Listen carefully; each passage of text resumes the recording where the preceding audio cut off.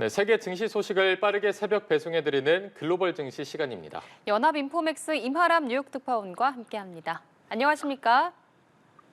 네, 안녕하세요. 네, 간밤에 뉴욕 증시 마감 상황부터 짚어주시죠. 네, 미 현지 시간 12월 5일 목요일 거래가 끝났습니다.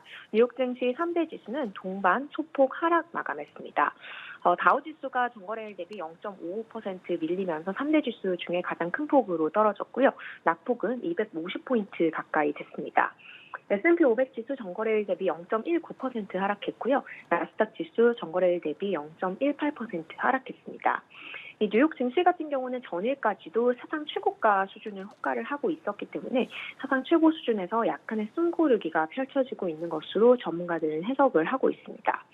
뉴욕 증시 주요 업종 중에서 금융업종이라든지 소비재, 에너지와 유틸리티 관련 업종이 상승을 한 반면에 기술과 통신, 부동산, 자재, 산업과 헬스 관련 업종은 하락하는 모습을 보였습니다.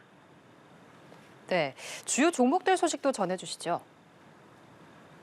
네, 뉴욕 시간으로 수요일 저녁에 비트코인의 가격이 개당 10만 달러를 돌파하는 쾌거를 썼습니다. 비트코인 가격 같은 경우는 뉴욕 오늘 오전 시간까지도 10만 달러대를 유지를 하다가 현재는 10만 달러 아래로 살짝 밀리면서 9만 9천 달러대를 나타내고 있는 상태인데요. 비트코인 가격 급등에 따라서 이 비트코인 관련주들의 종목 주가도 급등락하는 모습을 보였습니다. 대표적으로 비트코인을 40만 개 넘게 보유하고 있는 것으로 알려져 있는 마이크로 스트래터지가 있는데요. 마이크로 스트래터지 같은 경우는 오늘 장중 한때 주가가 전일 대비 10% 가까이 급등하기도 했다가 결국 이제 비트코인 가격에 연동되면서 이 상승폭을 모두 되돌리고 4.8% 정도 하락 마감했습니다. 이외에 많은 비트코인 채굴 업체라든지 관련 종목들이 장 초반에는 급등하다가 이 상승폭을 되돌리는 이런 모습을 연출하는 모습 나타냈고요. 또 뉴욕 맨해튼 한복판에서 CEO가 피살된 사건을 겪고 있는 유나이티드 헬스 같은 경우는 오늘 주가가 5% 넘게 하락하는 모습을 보였습니다. 세계 외신 역시 윤석열 대통령의 계엄 선포 그리고 관련된 후폭풍을 주시하고 있는 상태인데요. 아이쉐어즈 MSCI 코리아 ETF 같은 경우 오늘 뉴욕 시간에 1% 이상 하락을 하는 모습을 보였습니다.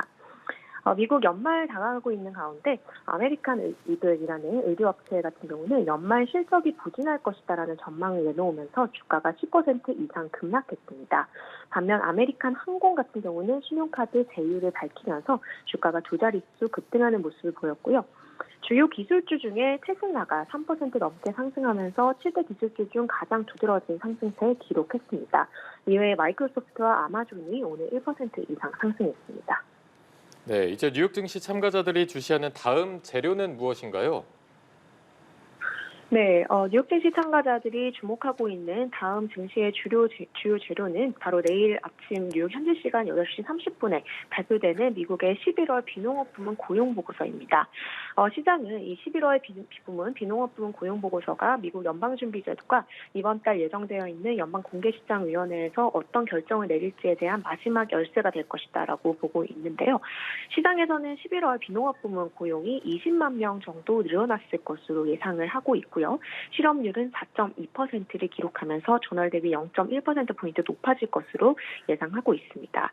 사실 지난 10월 달에 비농업 부문 신규 고용이 단 1만 2천 명 늘어나는 데 그치면서 이제 충격적인 숫자가 나온 바 있는데요. 당시에는 미국을 강타했었던 이 허리케인의 영향으로 신규 고용이 좀 증가세가 굉장히 큰 폭으로 둔화했음을 투자자들이 인식하고 있는 만큼 이번 11월 수치는 좀 정상화될 것으로 예상이 되고 있는 상태입니다. 시장 참가자들은 이번 수치가 예상 수준으로 나오면 연준의 금리 인하에 차질 주지 않을 것으로 전망을 하고 있고요. 12월 연방공개시장위원회에서 연준이 금리를 25bp 인하할 것이라고 보는 금리 선물시장 참가자가 70% 수준에 육박하고 있는 상태입니다. 오늘 발표된 경제지표 중에서는 매주 발표되는 주간 신규 실업보험 청구자 수라든지 미국의 10월 무역 적자가 있었는데요.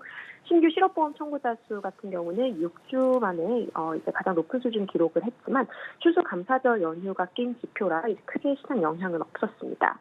미국의 무역 적자 같은 경우도 738억 달러로 전월 대비 큰 폭으로 줄어들었고요. 전문가들은 트럼프 행정부의 이 관세에 대비한 수입 사재기는 아직까지 나타나지 않는 것으로 보인다고 분석을 하고 있습니다. 전체적으로 봤을 때 전문가들은 최근 미국 발표되는 경제 지표들은 너무 뜨겁지도 너무 차갑지도 않은 골디락스 딱 좋은 정도를 유지하고 있다라고 얘기를 하고 있고요. 유럽이라든지 아시아 국가들에 비해서 미국 경제가 계속 상대적으로 잘 나가는 흐름은 미국 예외주의는 향후에도 계속되고 이것이 증시에도 긍정적인 영향을 미칠 것이다라고 보고 있습니다. 네, 알겠습니다. 세계 증시 상황 알아봤습니다. 연합인포맥스 임하람 뉴욕 특파원과 함께했습니다.